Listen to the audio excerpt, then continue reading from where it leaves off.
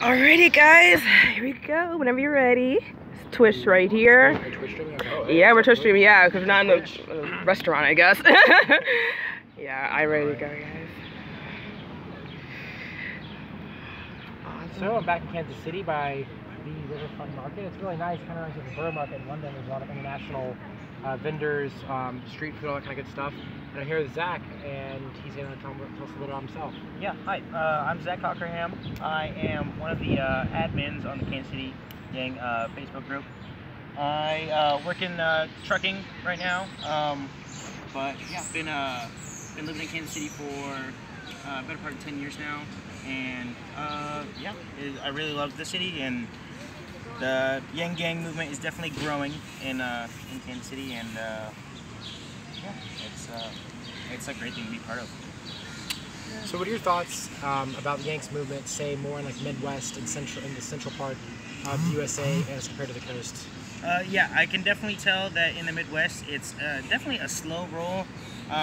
We are slowly growing, but the people that we do get on board are definitely, you know, they definitely get it. They definitely get the ideas and see that like this is a different kind of movement with some actual solutions to the problems that we're all facing. And I think a lot of people in the Midwest definitely face a lot of the problems that you know, that Yang cites.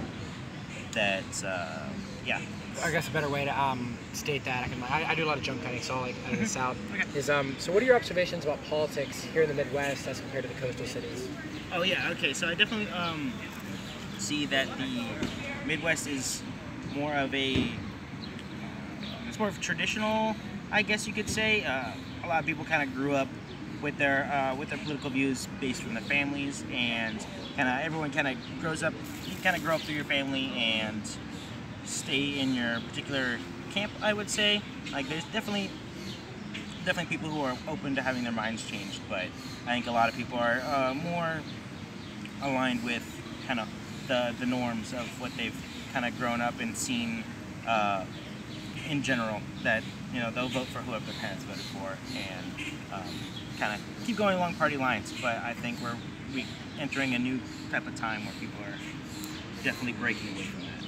I think you had mentioned that Iowa is definitely the state that keeps up everything, but you said about Kansas and Missouri, they're not really ones to sort of keep up. If you want to talk a little more about that. Yeah, we're definitely not we're definitely not like Iowa, just north of us, where we're not like super fixated on the presidential race, or at least the early polling and stuff. Just because I don't think Missouri necessarily counts. I think we're kind of written off as a red state, so it's definitely not followed as closely. But I think there are definitely some activists out there who are, you know, itching for more newer polling news and stuff like that. You ever say the same thing about the Yang Gang is, you know, well, I guess I'll segue into another question. So what is probably your favorite thing about the Yang Gang here in Kansas City? The Yang Gang in Kansas City, we're definitely a very close-knit group. Everyone kind of is very welcoming, very warm and welcoming, very friendly, which is kind of what I've gotten from the rest of the Yang Gang, is that we are, sorry, this is, I'm trying to keep a thought going. No, you're good. But yeah, so the Yang Gang is definitely in Kansas City. We're definitely small in numbers, but the people who are, you know, get out there and we do have a very few activists wanting to put themselves out there and really spread the word.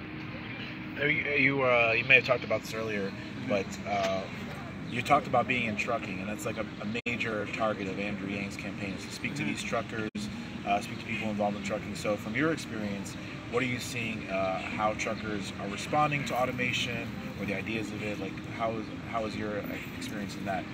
Highlight what Andrew's talking about. Yeah, I'm definitely hearing what Andrew Yang is saying about automation, and I can definitely envision it happening in the trucking industry. I talk with some of the truckers I work with, and a lot of them are kind of, I don't know the word to say for it. They're kind of aloof to the impending automation. A lot of them are under the impression that you can't ever it'll never happen.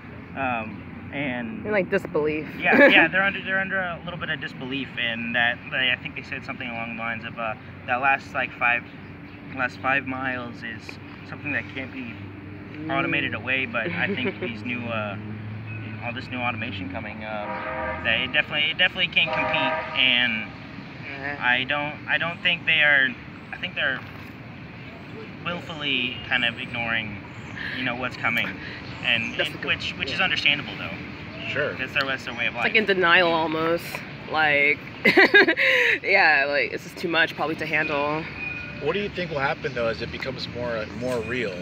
They start seeing like a company or some smaller trucking companies who work for the bigger ones start to lose their jobs, lose their positions. Like as it becomes a reality, I'm kind of seeing that there's no one really offering anything for them, politician-wise, like policy-wise.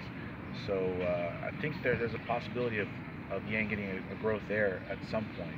Yeah, I think if truckers are willing to really face facts and kind of look at where we're headed, I think they would be more on board with Andrew Yang. I definitely get a lot of pushback when I try and talk about his ideas. They are definitely. Oh, true, yeah. Because they are they really just don't think that it'll ever happen, and I don't think they can really step back and look at the numbers of, if truck drivers, cause X amount of accidents, and AI drivers cost like a tenth of that. They really can't stop. They can't really see anything but the few accidents that AI would cause, and it's just it's the mentality of we can't have robots driving if they're not perfect. Right? Yeah, really, yeah. If they're not absolutely less perfect. dangerous than we are. But we have an environment, like our road systems are an environment where it won't be perfect unless we can, ensure that, and put the infrastructure and the things that go along with that would make truck driving completely safe. It's definitely,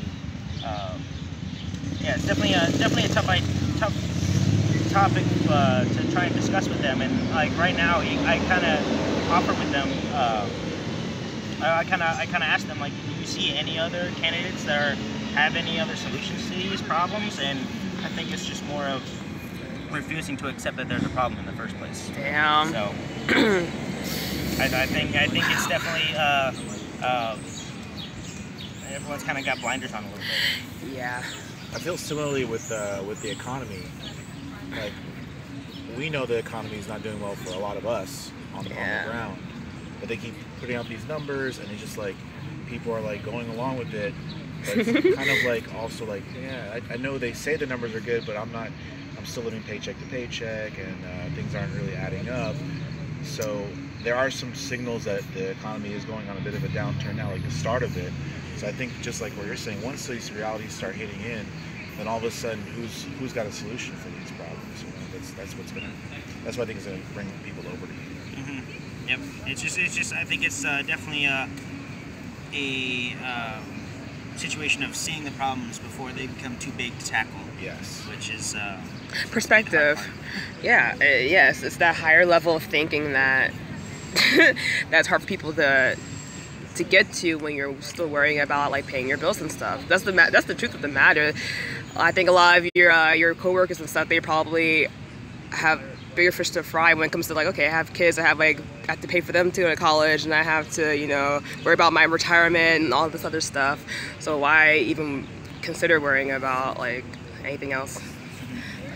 So what's one observation you've seen, maybe on the more like the macro level of the Yang as a whole, and what's sort of drawing you into that? I definitely seen with the Yang Gang, it's definitely a solution-oriented type of politics, and it's almost so out there that it's not even considered. You can't even consider it. With the mainstream politics, that there's no type of infighting and like worrying about what solutions are the best. With the best political outcomes. It's no, we're gonna help the most amount of people by solving these problems, and I totally agree with that, and it just it clicks with me that the Yang Gang is yeah, it's a different kind of movement. It's hard to really say, you know, what exactly separates them and makes them so different, but it's. I think you hit it on the head. Yeah. There's actually a YouTube channel that they kind of started talking about Yang first off, but their channel name is called Problem Solver Politics, Yes. and they live in you know them. Yeah, Shout out Cody and Cardin, I think. And they explain how they live in, I think, like southern California, and how they know like ultra liberals and they know ultra conservatives. Really, the conservatives are like more I guess moderate, because the liberals in California are so far left. But yeah, they're like, listen, like we don't really subscribe to either or, so let's just focus on like solving problems, and that's why they named their channel that. And they love, for the most part, they love Yang. So I'm like, hey, what's up? Yeah, I think they definitely view him with a healthy dose of skepticism.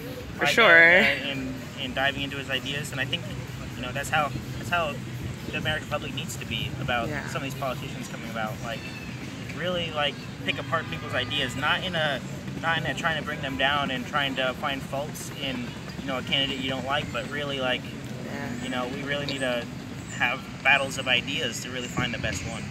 Love it. I thought that was really cool how Yang was talking about his policy page, and he released like 70 right off like day one. And he's been growing, like dropping one or so. Like for a month, there was a time when he was dropping one a day. Oh my god. It's like, this is my way of letting you know who I am. Like, here are my policies, and what it does is like it's led to a lot of scrutiny, because it's there written out exactly how he would do it, or how he plans on going about solving these problems. That means that people can look at it and be like, all right, well, this doesn't work, or that doesn't work, or these I want to challenge or question this.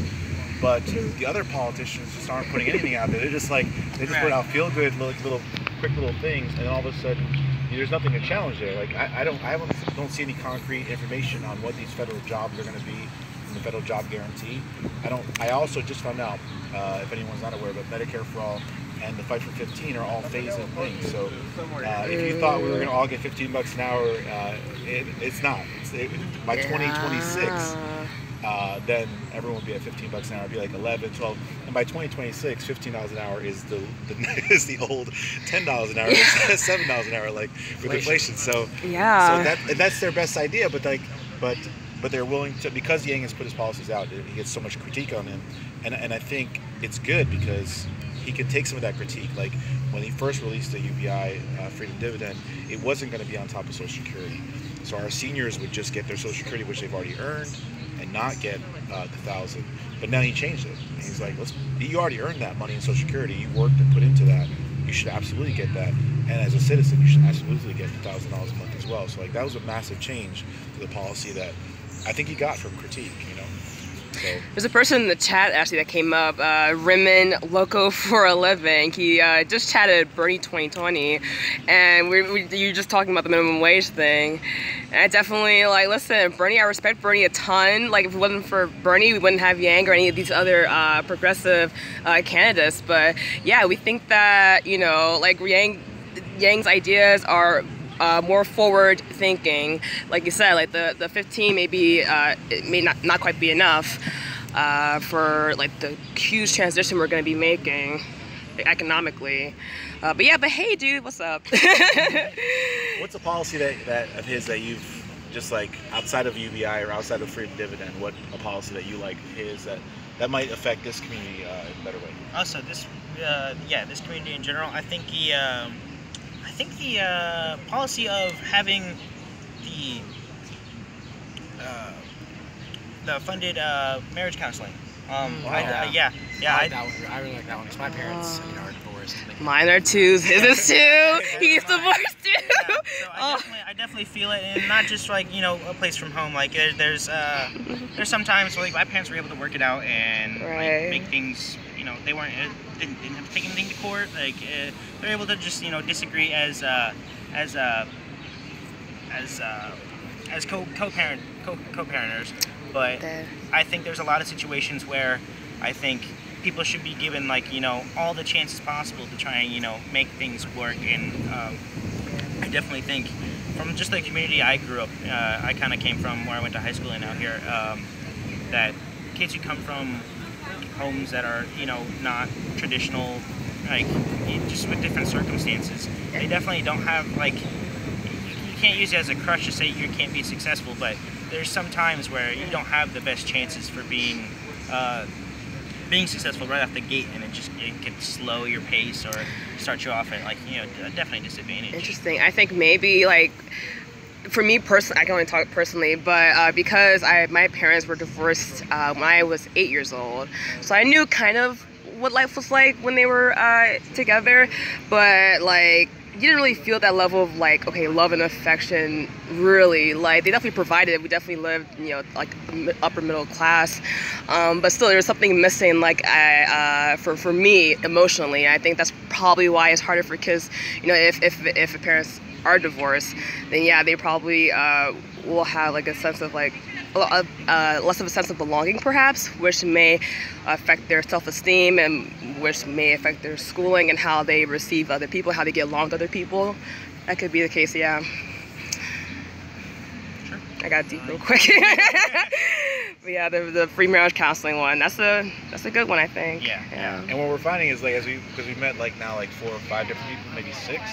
I don't know, we keep losing track of all who we're meeting along the way on this road trip, is that people just have different answers to this. You're the first person to bring up the marriage counseling in one of the interviews, you know, so it's really cool to see how many of his policies just, like, reach people for different reasons. And maybe more conservative, middle of the country here, that's important to this community, to keep families together, give people the same opportunity going forward, at least give them a chance, because counseling and also with the freedom dividend, finance is a big part of why families break up. Like, those two things could make a big change. Right. Yeah. It's a crazy statistic of how many families are not staying together, and yeah, I think there's endless amount of reasons why we should have families kind of staying together and raising kids. That one statistic that even shocked Yang was, you know, 40% of kids are being brought up in single-parent homes. That's just, like, you don't didn't even know, yeah. That's just a shocking number. Like, basically almost close to half of kids are being brought up single parent, like you said, with those challenges that come with that. So anything that could fix that and make that better would be awesome. Yeah, absolutely. So it's 11:30. Yeah. Wow. I'm hitting the road. Okay, sure. So Zach, thank you so much for taking the time to meet with us. You know, we are about to head to Iowa, and Chicago for that, and then Detroit for the debates. Nice. And we wish you the best here in Kansas City, and we hope to see some growth and just, you know, I know there's stuff under a tree and there's stuff falling. Right there. Oh, there's a squirrel. He's, like, right here with Wait. his branches. Oh my He's god. fucking with you. He's just like. I'll wrap this real quick. All right. Okay. I just want to tell you, thank you, Zach, for taking the time to hang out with us and have this talk. We hope to see some growth and wish you the best of luck with all things in Kansas City, and hope to see one of the debates coming up shortly. Hey, no problem. So, Thank you guys. Appreciate you for the next talk. Yep. Thank you. Debate watch party in here in this area? Yeah, we're definitely setting one up. What are you guys thinking? There's a couple different bars that are holding kind of watch parties, so we're thinking maybe crashing like a Bernie Bros. Watch party maybe, but we don't know yet. I like it. What I did with the watch parties in Miami, and I just bring or even like Yang meetups or like Yang hang, I just force a friend of mine to come with me. I'm just like, like you must come. Burners in my area, like a couple of friends of mine that were for Bernie, like hardcore in 2016. I'm just like, yo, this is the new disrupt campaign. It really is. Democracy. I can see why it can be infuriating to them. I really can. It's like, fuck. Wait, we did this like 4 years ago. Yeah, we set the foundation. And anytime you get to like a Democratic area, like these meetings I go to, or like even a public place like this, 2 or 3 people with Yang gear on, math hats on, whatever, people start looking like, who are these people? And I've had more than I can count people ask me like, what is math? What's that? Are you a math teacher? I think. Yeah, are you a math teacher? Are you a math teacher? I was like, no, it means make America think harder. It's Andrew Yang's campaign slogan. Yeah, so, when they hear that, they're like, oh my god. Do like that, small things, just keep fighting. as you go a little, and then I think as it grows, then it'll be more of an organizing thing where you got to organize people to do the things you've been doing. And make a concerted effort to like come out here and march a little bit or hang out. I've also found it super helpful, like any kind of like march or any kind of political activist movement that happens in your city, I just jump on it. Or it could be even like a festival or like an artsy thing or something. You said like there's festivals that can happen. It'd be like, okay, I'm enjoying the music, but I have my Yang merch on. If somebody comes up to you and says, oh, what the hell is that? Then you can say it. I went to Orlando where they had the anti-Trump rally, like he was announcing. Oh. And so like in that area, they had this like 3,000 people met up to be like anti-Trump. They had the Trump baby balloon, like the big. Oh yeah. So we went there, and sure enough, like kind of like what you mentioned, like because it was just like 4 of us or 3 of us wearing Yang stuff. Everyone was like, who are these Yang people? There was only one person I saw with something for Kamala, 2 people that had Beto on, a couple people that had Sanders on, but the 3 of us outnumbered every other political campaign there, and it was really cool, to kind of just like take over the scene. Yeah. And we're the new boys on the block. The way to belief and spirituality, like math is the key to that. They're called Hyperionists. Okay. They're what? Like, dude, are you a Hyperionist? I was like, that sounds. I don't know what that is. That sounds kind of lit though. Like, I gotta look into that. There's a guy who's like, he's into like the revolution of logic. I was like, well, Andrew Yang's the revolution of reason. So that's like really close. Sorry, I'm freaking out. So to just get that message out there to people, really, we're still super early in all hey this. guys, I'm on Twitch. What's up? Love you guys. What's happening? No, but you said people in Kansas City just don't pay attention to politics like people in Iowa, right? Yeah, no, not at all. Iowa's a good. I didn't really see what Iowa. You made a good point. Like, they think that you guys are red, or you guys are red, so why bother?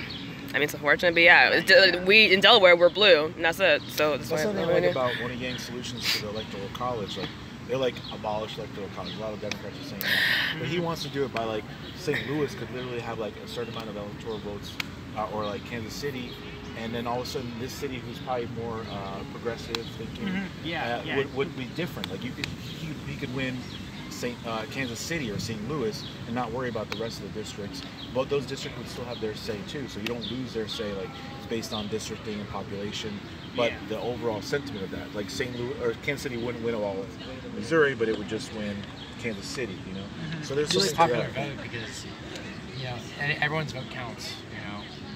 It's the way to compensate for like high population. Like, it's not fair that New York and California have the say of what the country does. I understand where it comes from, really. Money-wise, it wouldn't even make sense to campaign here if you did it just popular vote. No. You just spend all your money in the major cities, like on the coast, that just outnumber, and then people like Zach and this community here wouldn't have a voice. We would be worse off. They're persuadables, as that show. Yes, they're persuadables. I mean, if you're a Republican, there's no sense in trying to campaign in California too much, because it's like true. You want to come over to where people are in the middle, It's true too.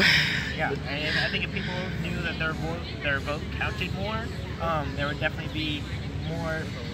I think people have more interest in wanting to take more of a role in voting, because I think most of restroom. Yeah, no problem. Most of my friends and stuff, even my bring your phone just in case something happens. She's like, why are you in this Yang stuff? Why do you care so much? Like, really, we're in the middle of Kansas City, like we're in a red state, like why do you care so much? I'm like, you're like, bitch, what this is like, because everyone's vote does matter in the sense of it. Like, I would like for that to matter even more. And it really should. Sure. They gotta find some way to do it. And there's different ideas, but I don't think abolishing the electoral college is going to do that. It's not the right way to go. Pretty much Yang said like it's not going to happen. Like that's like constitutional shit that I don't even want to. Like, I don't even think I can even touch right now. Being so outside of the political world, he's just getting started. It's a bit too much. One of Trump's moves now is he's going after. He's starting a campaign in cities and countries and parts of the state and country that aren't winnable, to people. But he won places that a lot of people just thought would be blue no matter what. Right. Yeah. So now he's trying to creep up even more in these places. So, and the Democratic Party just assumes that they're going to be blue and ignores these people's policies and things like that. It could freaking insane. So it's important to still get the thinking out there. Also, I don't know. Do you happen to know what Kansas, Missouri? Is it open primary or? Yeah, we have an open primary. That's pretty sick. So anyone who's a Republican or Democrat Nice. can vote in the Democratic primary and vote for. Yeah, so I've been getting a lot of people like. I kind of just asked. Yeah, Republicans. I definitely asked them like, so would you actually put a vote in for the primary? Because like, I mean, you could still kind of support Trump and still vote in the primary, like if you want a different candidate. And there's no one challenging Trump. So, yeah, they threw their weight behind someone like Yang because those are two. Then, like in their mind, that would look at like two good options. Yeah, right? yeah, exactly. And Yang instead of like it's got to be Trump because these other people are in their minds they just think too radical, too crazy. Hell, they may try to choose somebody like Biden because Biden's not going to win against Trump, even though, you know, they may even do that. Yeah. Like, people are so frustrated, they will do anything at this point. By the time point. the primary's done, there's still a long campaign to go, and things like Trump could be, like, it's possible he could be impeached. There's other things where he could just, like, some more historical stuff could come out about him. He may just make a mistake that just, like, leaves him in a position of, like, damn, now they're kind of like the Democrats before. It was like, we have a shitty Democratic choice, and we have Trump, who's kind of a shitty choice. I mean, like, that's how they may feel. A lot so of... why not get someone that at least aligns with some of their views and gives them hope? That'd be kind of a cool way to promote it. Like, yeah, I didn't know that was open here. That seems like a progressive idea, yet we don't have that on the coastal cities. Right? Yeah. Florida's closed. New York is closed. It's like, what the fuck? I think maybe closed. I think that could be a thing that gets piled into the voter suppression type of category. Oh, for sure. Because it just makes it just another hurdle to get over, just to be involved in the elections. I mean, I really do love like Yang's policy on lowering the voting age to 16. I think that's brilliant. 5 years ago, I would have said hell no. Like, what are you talking about? Especially since I was like about 16. I'm like, I don't trust any of these people to vote. But his argument was, listen, get people thinking about it earlier, at least. Because like when the first time I was eligible to vote was 2016. I'm 20 right now, and I was a senior in high school. Let me tell you, that was a really tough time. Like, I was depressed. I was like really like not in a good spot, and I was like, fuck it, I'm gonna vote for Trump. I don't care anymore. Like, I was like, fuck yeah. And that's not the place you want to be, because like, it's so much pressure on seniors anyways. And it was no. If I was more politically aware at 16, I probably would have done Trump too. But still, I probably would have maybe like voted for like independent or something, or roast somebody in. I don't know. Like, so I've actually never voted. Right. Yeah. All my life, yeah. Oh wow. I'm 39. I have never voted once. Right. Yeah. And I voted in the midterms for Andrew Gillan, who was running for governor of Florida. He did lose, but it was close. He came out of nowhere, and then after that, I started paying attention. I'm like, man, I should probably like pay attention to this. And that's. I just went to like a meeting of just like 15, 20 people that Andrew Yang was speaking to back in December at this coffee shop, and my ex invited me, and she was like, yeah, this guy, he's got some new ideas, you should come check it out. So I went there. She's like, yeah, he wants to give everybody $1,000 a month. I was like, that's what everyone's sounds like really crazy. So like, I was like, okay. Then that day, he spoke about his policy to give $1,000. He spoke about how he's going to pay for it.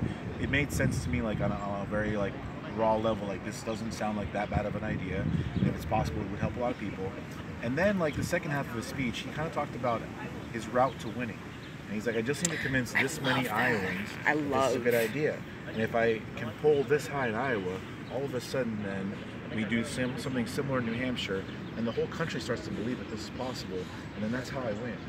And he outlined some stuff, but he's like, here's the first things we need to do. And at that time they didn't have the polling, they didn't have the debate requirements, but he's like, we're going to find out the debate requirements, and we're going to find out... Yo, he's a gangster. Yeah, he's like, we're going to find debate requirements, we're going to meet those requirements, and then so far I do know, even back then he knew this, he's like, June and July will be one debate. Like, I have to if I qualify for June, I'm in for July. So he's like, so once I figure out that number, you're going to be hearing from me. We'll get that number, we'll qualify for that, and we'll just keep going from there. And he's like, if I can go from being nobody, I didn't know who he was at all when I went to see him speak. If I can go from being a nobody to qualifying for debates, that is harder than going from qualifying debates to get to winning the presidency. It's like to go from nothing to 1% is harder than the 1% to winning. Yeah. Because the ideas are there and they will resonate and they will grow, and that's the vision he has. And I was like, when he came out with the qualifying for the debates, and we qualified within like the first week or like week and a half, like it was like nothing. I was like, whoa, this is real. He could really win this. Yeah. So we actually got, I have a follow-up question with you, but in the chat we got somebody named Zimmer Tracks.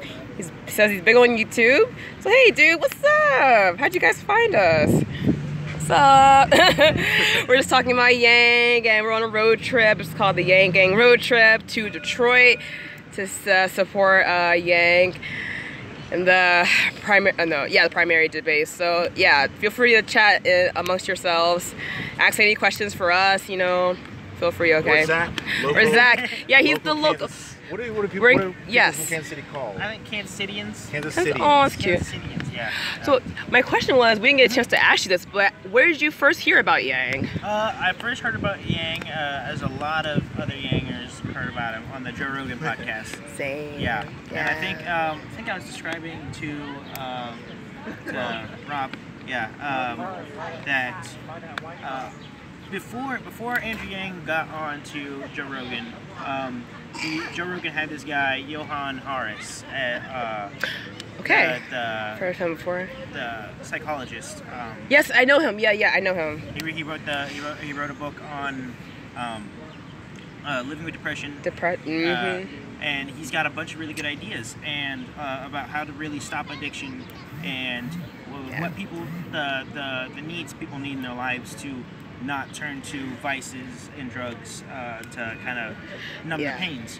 But one of his biggest ideas he had was a UBI, and he decided that there was a. Dude, I've seen his interviews, and I've heard that went over my head apparently because I've seen him. So he had that interview with Johan a couple months before Andrew Yang, but I was on like a big Joe Rogan binge.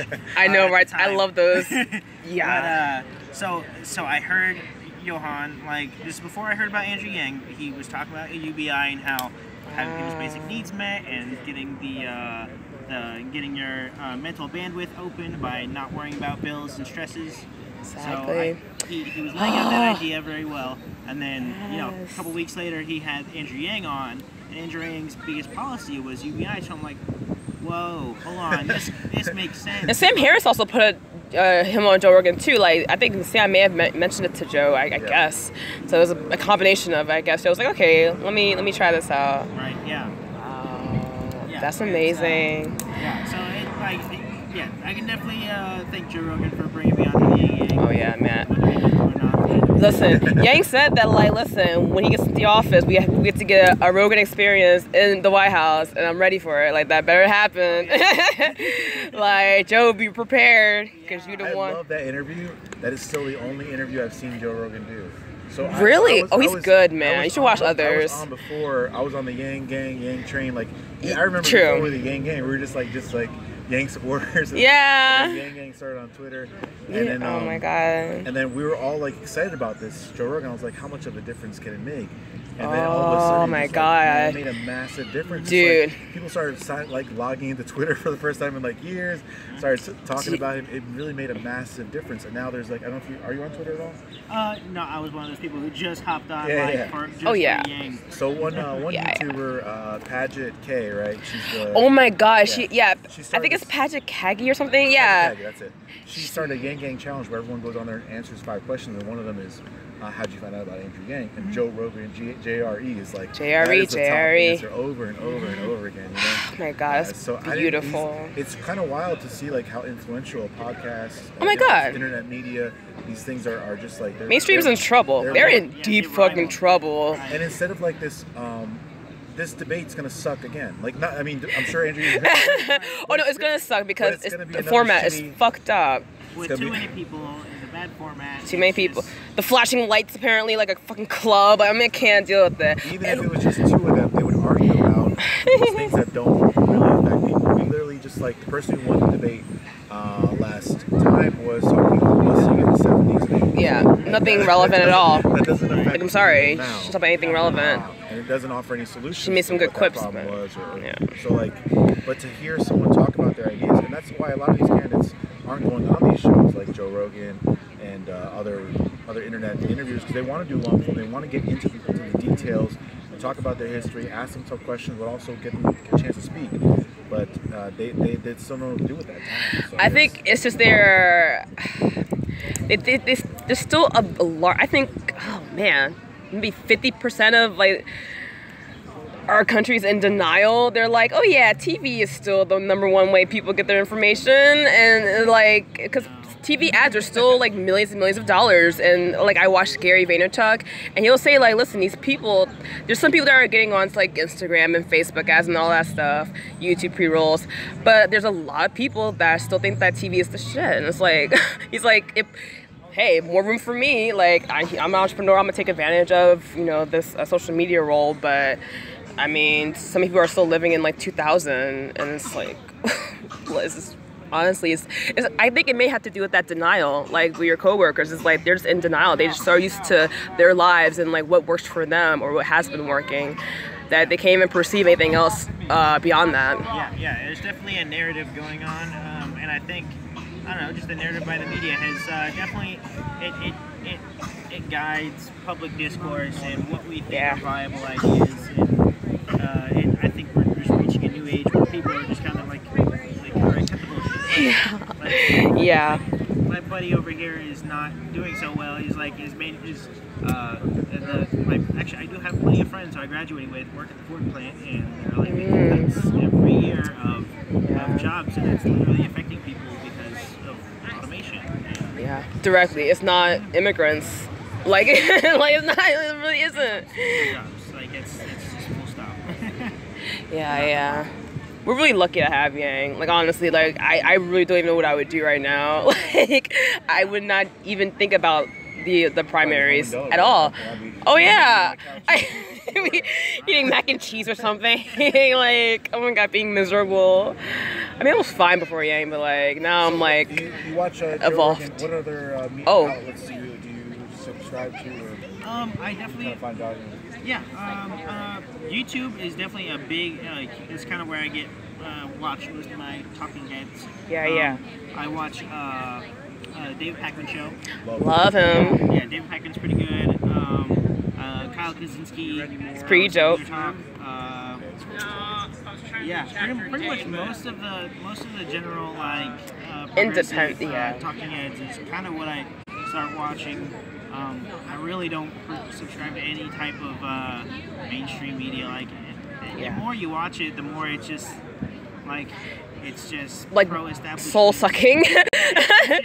They just want to sell you shit. It's and like every time, like I kind of got that notion. Every time whenever I was first getting into Andrew Yang, like he was getting interviews. We're getting a lot of interviews on these big networks, and like every time he had an interview, it was just so dismissive. They're so dismissive of his ideas. I'm like, what are you guys talking about? Like, it's just because he doesn't have the giant following yet. Yeah. That you're not going to take him seriously, and so. Yeah. Yes, people still rolling in the chat. I think his name is Decaded. But he said, if the future is my present, then the present is my past. Suck my ass. He said you can have that bar for free. I'm like, okay, sure. Thanks, dude. I'm not sure it's going to be a campaign slogan, but it's something to think about, for sure. Yeah, hey, appreciate it. Appreciate you. I met a history professor in Nashville. And he's the first person I ever heard. He was like, the reason why I like Andrew Yang is like he's so solid on his history. I was like, what? I've never heard that before. Like, he's talking about the future. He's like, no, his history as far as like what the problems are is so accurate that I know he has the right solutions moving forward because he's got the history right. Yeah. So I was like, holy shit, like that's a new angle that I hadn't heard anyone talk about before. Yeah. Having someone who acknowledges kind of what's really happened in our past is. It's important, like you have to take the lessons of the past and apply them to the future. Have to. And if we just ignore the systemic issues that have been, putting people down for the last, 50 years, like we can't, there's no way we're gonna be able to fix those problems. Have you listened or read his book, The War on Number People? No, it's in my Amazon cart. I need to just pull the trigger. He hasn't either, so don't worry. He's tripping too. Eventually we'll get him to do it, but yeah. We're gonna make him listen to it. One of these trips to these cities, yeah. He's read it. I believe I've listened to it on YouTube. Like I actually I like books, but more like fictional books, not really into nonfiction. Sure. If it's nonfiction, like I don't even I would have to listen to it. But yeah, when I listened to it on YouTube, like on my way to work and stuff, I was just blown away. I was like, and this was like maybe like a month after I really got into Yang. So I knew most of his talking points, like I could recognize in the book, oh yeah, this is this policy, and this policy. But he reads the whole thing. It's like 6 hours, if you're gonna listen to it. It's about 6 hours and 30 minutes long. And he does such a great job. Like, he's just so calm, collected, but he's like sincere, he's firm. He's like, listen guys, here's the facts, here is what I think about it, here is the solution. And then he talks about his personal life too, which I think a lot of people appreciate. We're seeing it. Oh man! What? First time on the trip. What? Hey! First time on the trip. I'm correcting you on your alternative First time ever. I think we're. Oh my I made a god. picture so I could get a thumbnail. Oh yeah. Yeah. Oh sweet. Some guy, Giga Time Punch 1 in the test. It's not just the math, it's the history too. Absolutely. Yes, sir. I wasn't aware of that as much. I mean, you got that straight. Thanks for coming in, guys. Really appreciate it. For the Yang Gang road trip, and right now we're in Kansas City. Yeah, yeah. Yeah, I can do. Hop in there? Are you sure? Yeah, hop in there. Okay. You got the hat on, pretty shirt on. Nice. That'll work. One vertical and one just like that. It's gonna be interesting, twitching well.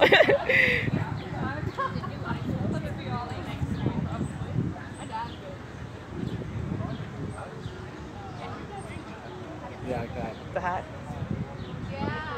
All right. I can Feels get you. good to be a gangster. Oh. Take one this way too. Like, just hang out. Yeah, get some water bottles. All I'll right. get a picture and put it behind you, or We're good right now. yeah.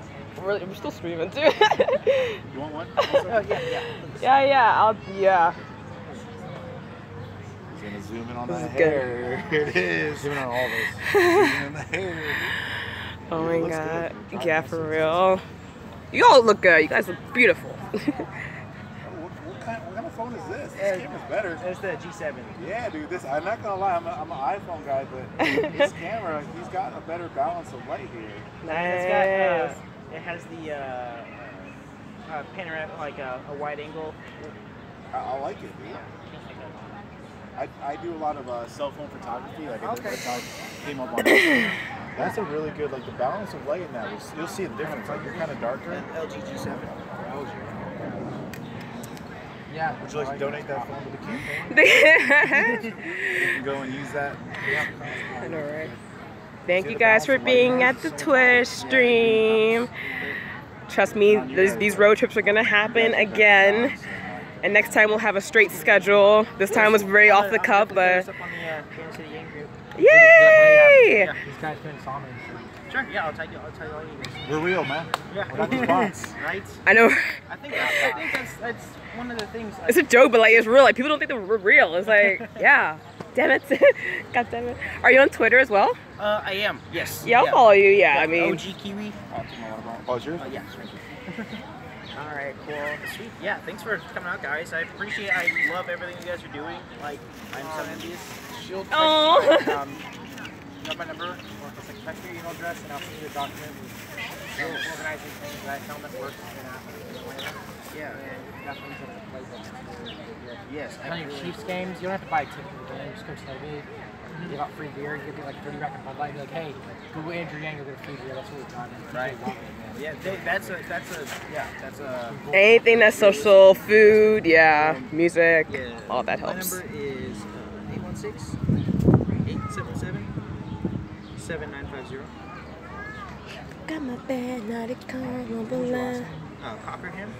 Just text me. Okay. Do you mind if I have your number as well, Zach? Yeah, sure. Okay. We've taken All right. like iconic Kansas Just in City case. photo with the sign, the art sign. We haven't, right? No, we haven't gone like any. Yeah, we haven't gone anywhere like monumental in Kansas Where City. is We the just nearest- we just need straight at we the just very least went a sign. straight to the hotel in the movie. Yeah, we need a sign that says like Kansas City somewhere, and then we need to put the yard sign there. I can do the bobblehead again, What's an yeah. iconic place in Kansas City? We do it here. There's Oh, the iconic spot. Like It's a. nice as the riverfront. I mean, it's nice, but It's like. shit. You can't see. This could be a park. This could be a park anywhere. This could be anywhere. Liberty Park. Exactly. The Liberty Memorial. You gotta be not a car, no bude. Even with the view of the No miss skyline. not a car, you can't no bude. And basically, we've been doing. I can show you some photos. Just I don't know if I'm hosted. I don't know. So we did like this, like in front of the arch. We have the bobblehead and we have the Yeah. outside. So just trying to find like that. Everyone's gonna know it's St. Louis. Yeah, the National World War I Museum. This Yeah. place. Whoa, what is that? Yeah. I've been there. It's a cool place. Yo, that looks sick. Let's do that. Let's do that. Yeah, All right, let's go there real that's a good one. And then, yeah, it's got a shot of the city in the Oh, background. that is sick, dude. With that grass in the front, that's perfect. Yeah, it's a cool park. That's perfect. Come go check it out, guys. Thank you so much, Seth.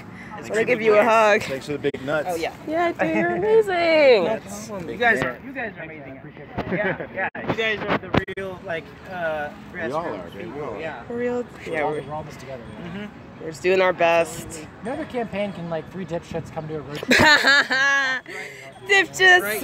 One dipshit and 2. Two big nuts. Female dipshit. Got some big nuts and St. City. Bag nuts. Well, yeah, beignet. Yeah, we were like, how do you pronounce it? I took French for 5 years and I didn't even know how to pronounce it. Oh my god, so, what I can't. Sweets. See you, Zach. I'm headed that way. See you guys. No problem, Zach. Take care. Yeah. One more thing, Zach. I got a childhood friend who lives here with a Sprint. He is sort of master. Big nuts. Yay. Hey. Alrighty, yeah, okay, the Twitch stream did pretty well. I got like, saw like 3 people, got some chats, lit. I have to start all over again though, because they want to host me. But yes, I'm going to, damn, I charged my phone though. Guys, this may be it for, for a little bit, because I have to charge my phone, and we're going to go to this, where are we going next? I don't even know. Some memorial, the most historic thing in Kansas City. We're gonna go to a tourist spot, and I think I'm gonna be like in the bobblehead for the majority of the part. So I don't want to be streaming and like doing all this shit at the same time.